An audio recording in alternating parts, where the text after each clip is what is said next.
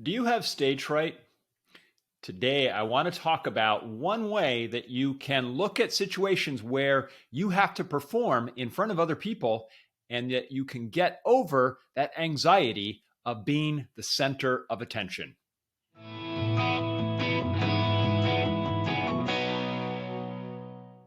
Welcome to Every Day a New Thought. I'm Thor Challgren.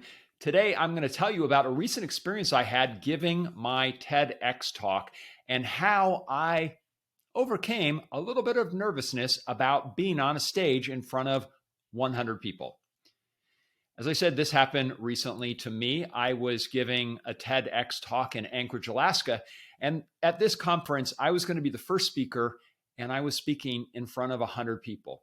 So I don't know if you've ever had that kind of situation, but this really, this was 100 people in an auditorium, but it could have been any kind of situation where you have to perform, maybe on a Zoom call or a big meeting where you're going to have to give some kind of presentation. So I think what I'm going to share today is applicable to any kind of situation where you do something like that.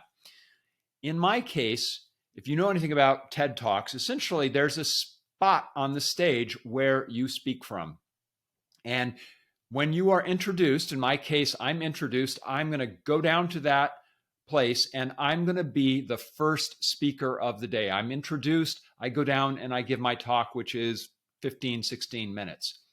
Well, I knew that there was going to be a moment where I was introduced and I knew I'd be standing in the back of the room and I'd walk down and I'd take the stage. So part of my preparation, my mindset was to focus on what would I think in the moment where I was standing there waiting for my name to be called, because I knew once I was introduced and I heard my name, I have to start walking down. And for the next 16 minutes, I have to give my talk.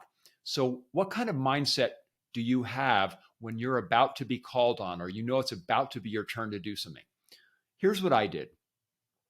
First, I knew I was prepared. I had practiced this speech literally hundreds of times.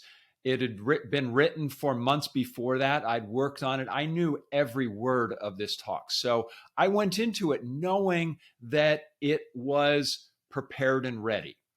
And what I also knew was that because I'd given this talk so many times, that it already existed out there. I like to think of those words as being out in the universe. They were everywhere around me.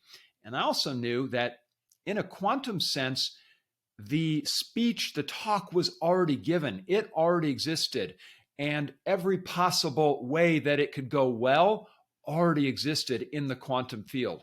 So as I was standing there, what I wanted to remind myself was that my talk already existed. It was already done. It was perfect because it was complete.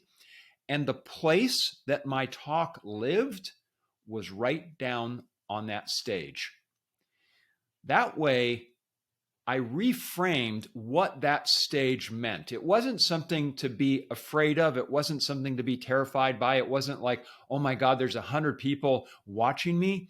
It was that talk lives right down on that TEDx stage.